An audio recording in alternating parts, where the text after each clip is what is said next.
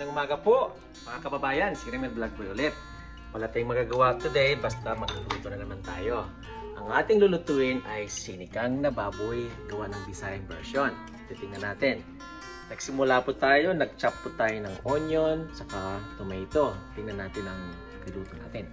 Inuna ko muna yung tomates para lumabas yung sabaw at saka yung onion. Siyempre gusto kong maasim na maasim, pero naghanda na ako ng string beans. Sana po meron tayong taro, pero wala. Then ang radish, which is the American version. At saka papalambutin natin mamaya. Mga kaibigan, ito pong pinili nating pork belly ang gagamitin natin. Gagawa pa ako ng medyo malaking hiwa dahil nasa sa inyo na kung gusto niyo maliit. Kasi pagdating po ng pagluluto, lumiliit po sila.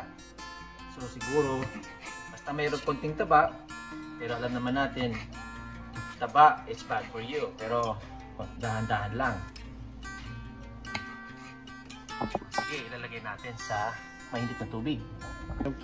Yan po mga kaibigan. Kumukulo na. So lalagay natin yung karne natin ng apoy. Naghugas po ako. Hindi mapigla. Papalambutin natin. Siguro mga 25 minutes para siguradong masarap na masarap. Mamaya, lalagyan natin ng patis. Patis kasi ang nagpapasarap kapag ako magluluto. Pwede nyo rin gawing asin, nasa sa inyo na. Basta para sa akin, patis, mas malasa. Saka mamaya, lalagyan natin ng mga gulay. So ngayon, nandito po tayo sa radish.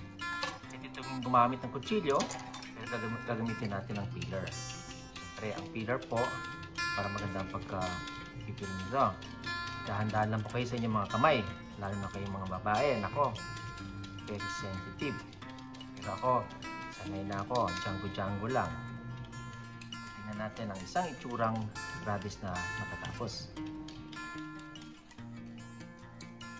Yan po, dahan-dahan lang.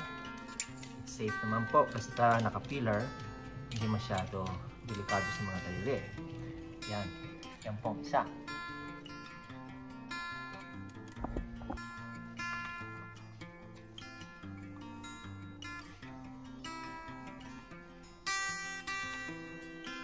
Ito po mga kaibigan, I am on my last peeling of my radish. Sana po nag-enjoy po kayo sa inyong pinapanood. Siyempre, ito po ay lutong bahay lang, hindi po ito pang restaurant. Basta masasarap ang mga pagkain ninyo. Ako naman basta lutong bahay na may asim at may pagmamahal. Yan po. Yan po ang aking radish na ihahalo natin sa ating mga gulay. Mamaya, lalagyan natin yan sa kumukulong tubig na napalambot ng mga baboy. Sige po. Naku mga kaibigan, itsurang napakasarap na po ang ating sinigang. Medyo malambot na ng konti ang mga baboy. Nilagay ko na ang mga labanot sinigang. Kinukuha ko yung mayroong gabi.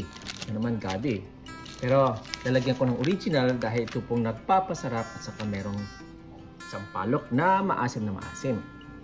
Lalagyan na natin ng sangkap, sinigang na mayroong gabi. Nakadagdagan pa natin ng isang original para makalasang lasa siya.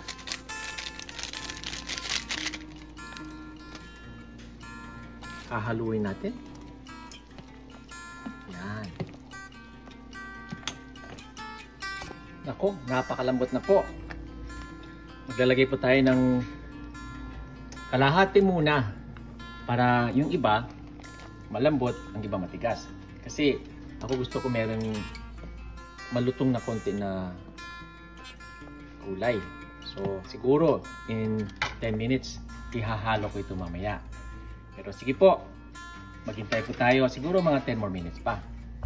Mga kaibigan, lutong-luto na ang ating ricadong sinigang. Napakalambot, napakasarap. Salamat po mga kaibigan. Sana po nag-enjoy kayo. Subscribe na lang po. Ramil Vlog Boy po ito. Salamat!